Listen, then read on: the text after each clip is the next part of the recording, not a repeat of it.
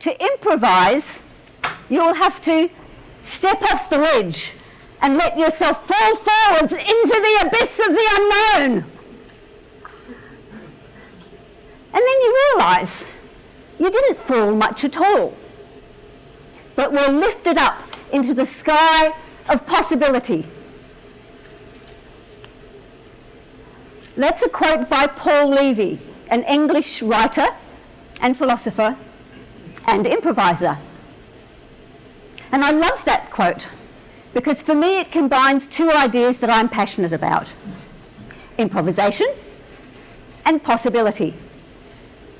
And I've developed two metaphors or mindsets that I use to help me navigate the unscriptedness of life, the lemons, and sometimes the delightful opportunities, the delightful juicy peaches that life offers us and me.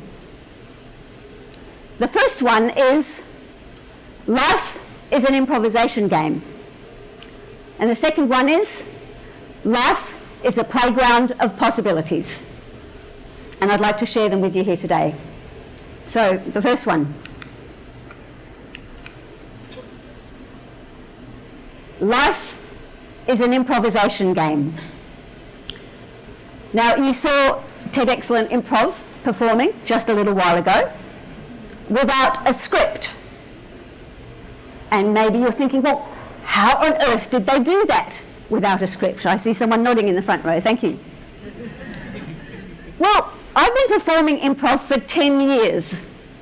And when I first started learning and performing improv, I very quickly learned that there are in fact some underlying principles and a mindset that enables improvisers to do what we do on stage together without a script. So what are those principles?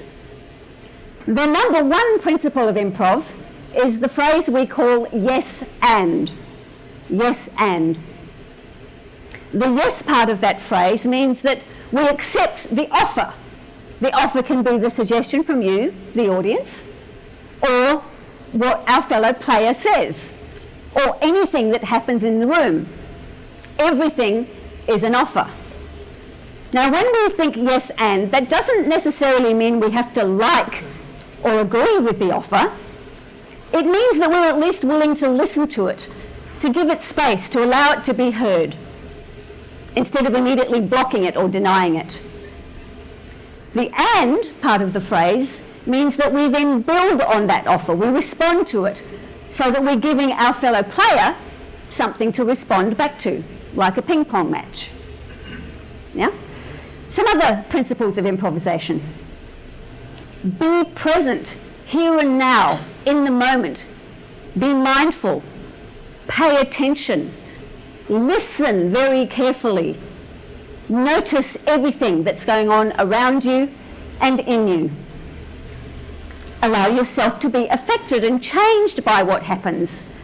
That means giving up control, giving up your preconceived idea about how the scene or the situation should go. Embrace unscriptedness, uncertainty, risk, mistakes, failure, and have fun. Have fun. Now, I tend to have an adventurous, improvisational mindset. It's the way I approach life. For example, as our MC explained to you earlier, I moved from Adelaide in Australia to Hong Kong, September 1993. I didn't have a job to come to. I didn't come here with a corporate executive husband. I didn't have a grand plan. 24 and a half years later, I'm still here. Thank you. Thank you. Thank you. So now, it's your turn. I want to give you an experience of the unscriptedness of life. Now don't worry, you don't have to get up on stage to perform improv. That's okay. But I'm going to invite you in pairs in a moment, don't move yet, to play a little cooperative improvisational game. We call it word association. Word association. So I'm going to ask my teammate Chris to come up and we'll demonstrate together for you. Very simple little game. It'll only take you about maybe 30, 45 seconds. What's going to happen is I'm going to get a suggestion from somebody of a word. I'm going to say the word, and then word at a time we go back and forth, just saying the very first thought that pops into mind. What does that word suggest to me? The first, just trusting that first impulse. So could I have a suggestion, please, of just a random word? Coffee. Coffee? I heard coffee. Thank you. Coffee. Decaffeinated. Disgusting. Hurt. Pain. Pleasure. Chocolate. Brownies. Scouts. Scalps. Red Indians. Racist. Insult. Compliment. Pretty. Ugly. Soap. Needle. Thread. Patch. Adams. Apple. Pie. So, thank you, Chris. So that's how word association works. It went in unexpected ways. Yes, so now it's your opportunity. What I'd like you to do is find a partner somewhere near you, so you don't have to move. Your partner, you can choose to speak in Cantonese or Mandarin or French, whatever you prefer, or English, whatever you prefer. And you'll just go back and forth for about maybe no more than 30 seconds. Just the first word that pops into your head. Trust that first spontaneous impulse. And when I want you to stop, rather than me having to shout, stop, stop, stop, I will just put my hand up. If you see me doing this, that means I want you to be quiet and stop. If you see someone else putting their hand up, they're copying me, so you be quiet and stop. And I want every pair to start with the first word. And that word for you today is lemon. Lemon. Okay, so 30 seconds, decide who's going to go first, and just random word association, whatever pops into your head. Go.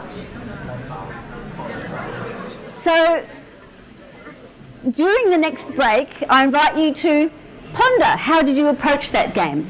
Perhaps talk with a friend about how you did that. Did you approach it as a competitive race, or did you approach it as an elegant cooperative dance? Were you worried about saying the right thing? What was going on in your mind as you played that game? How do you approach life like that? So that's life is an improvisation game. My second metaphor, life is a playground of possibilities. This is 3 images of me in the playground of possibility. Yes, that's me. I haven't changed a bit.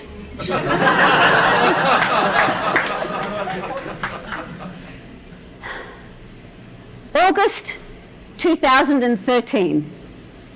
I'm sitting on my living room couch at home minding my own business when suddenly a thought pops into my head. The playground of possibilities. Whoa, where did that come from? And then I thought, yes, life is a playground of possibilities. Just like in improv, life, the universe, is constantly offering us adventures, challenges, opportunities, possibilities. So then I thought, well, okay, so what's stopping me from accepting these offers from the universe?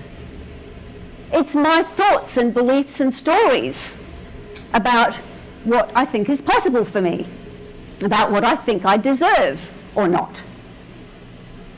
And then I was thinking, well, I want to challenge those old limiting thoughts and beliefs and stories about myself and the world. I started thinking of a whole series of questions to ask myself, to prompt me and prod me to change my thinking. And I rapidly started scribbling down a whole series of questions. And every question starts with the phrase, what would be possible for me if I did something? It's about my own behaviour, not anybody else's. And the what would be possible phrase was about the positive results that would be possible. Not in a selfish, greedy way, but in a way that is all about me being the best, highest version of myself in service to the world. Now, I'm going to share with you some of those questions in a moment, and I've thought of hundreds more since I first started these ideas. But first, I want to take you back a little bit further in time and share with you some of my experiences when life handed me lemons. Painful lemons, bucket loads of lemons. Because I believe it's those experiences that eventually led me to be passionate about personal development and healing. Because it breaks my heart when I see people in pain the way I was.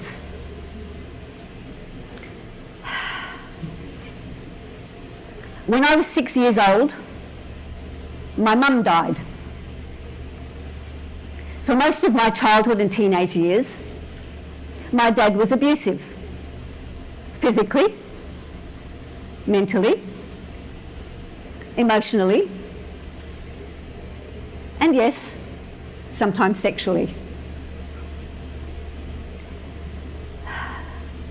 And the biggest lesson I got from my dad was not good enough, constantly. And what I concluded from that was that I wasn't worthy of love and joy and success. And several years later, my oldest brother Ken committed suicide. So all of those thoughts and beliefs and stories about my life were swirling in my head as I thought of all of the questions. Let me share some of them with you. What would be possible for me if I loved myself? Ming Bridges was talking to us about that. This one's for you, Ming. What would be possible for me if I asked for help? What would be possible for me if I forgave myself and everyone and everything that I think has hurt me? What would be possible for me if I allowed myself to have fun? If I let go of shame?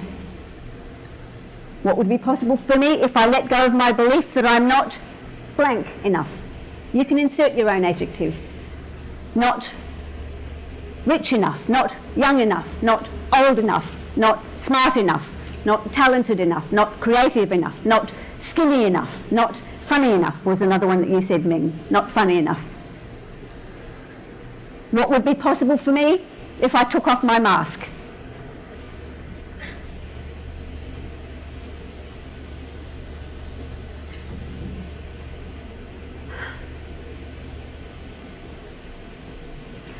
Another way that I put these ideas into practice is by using the improv game, New Choice, that Chris and Nan's demonstrated. And when I catch myself thinking an old limiting thought or belief or story about myself, I literally say to myself out loud, new choice, and I think a new thought. So for example, when I catch myself, and I still do, catch myself thinking not good enough, instead I say to myself, I know in my bones that I'm good enough. Now, I'm not saying this to impress you, to make you think that my life's perfect all the time. No. I use these ideas to help me to learn and grow and heal and to help others.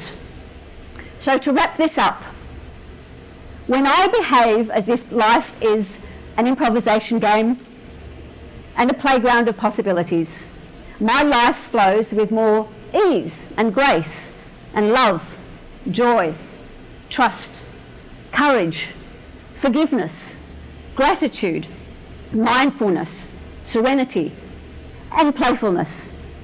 So my final question for you today, for you to take home and ponder for yourself is, what positive results would be possible for you if you behaved as if your life was an improvisation game and a playground of possibilities? Thank you.